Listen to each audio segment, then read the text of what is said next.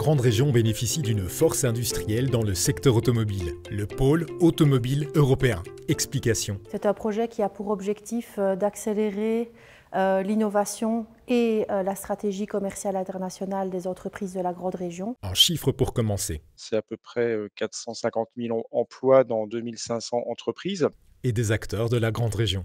Des versants allemands avec la Sarre et la Rhénanie-Palatine, la France, donc la Lorraine, la région Grand Est, le Luxembourg et la région wallonne, principalement la province de Liège et du Luxembourg. Place aux objectifs. Créer davantage de liens, d'échanges et notamment des courants d'affaires entre les entreprises et notamment vers les petites et moyennes entreprises. L'idée aussi dans ce projet-là, c'était de pouvoir porter aussi à connaissance des participants, des entreprises qui participent et qui souhaitent s'impliquer, de leur porter aussi à connaissance de contacts, de compétences, de services dans lesquels elles peuvent aussi puiser au niveau de la grande région, quoi. Unter anderem haben wir 6 Technical Site Visits bei den Unternehmen ausgerichtet. Wir haben einen Automotive Day ausgerichtet in diesem Jahr. Abordons les résultats de l'action Compétitivité de demain du pôle automobile européen. Nous avons fait une analyse de gap, donc une analyse entre l'offre en formation des entités de formation de la grande région et les besoins en formation des industriels. Sur différentes thématiques liées à l'automobile, matériaux allégés et recyclage, transition énergétique et nouvelle motorisation, véhicules connectés et autonomes et l'industrie 4.0.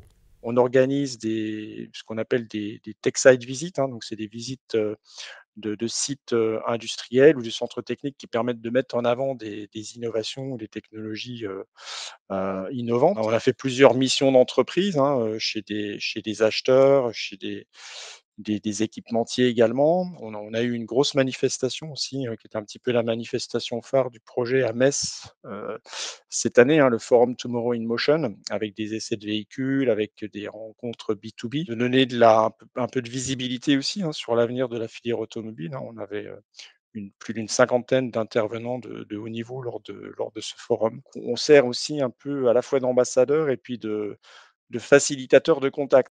D'un côté, les entreprises ont un rôle à jouer dans les formations de base et de haute technologie. Et de l'autre, la feuille de route est écrite. Si on prend l'axe allègement des matériaux et recyclage, on parle principalement de fabrication additive, d'impression 3D.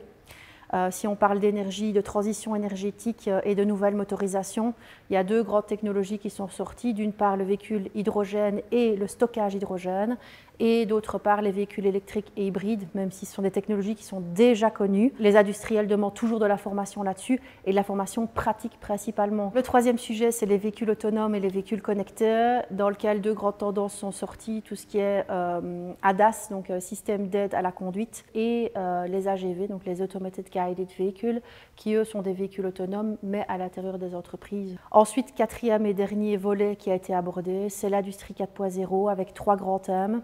L'analyse du cycle de vie, tout ce qui est QRM, donc Quick Response Manufacturing, et l'intelligence artificielle et l'apprentissage machine. Les défis sont donc bien identifiés pour la grande région. On voit l'électrification de la mobilité prend de plus en plus d'ampleur.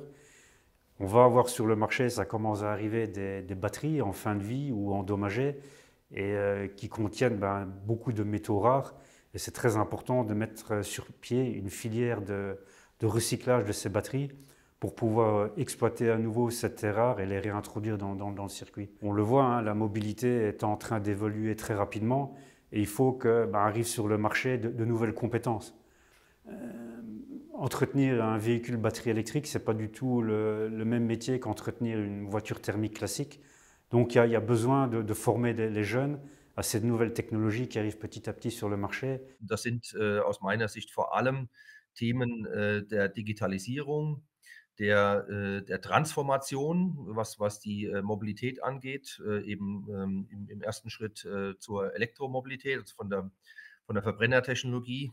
Leider Gottes sind in Rheinland-Pfalz sehr viele Firmen abhängig immer noch abhängig von der Produktion für den Verbrennungsmotor.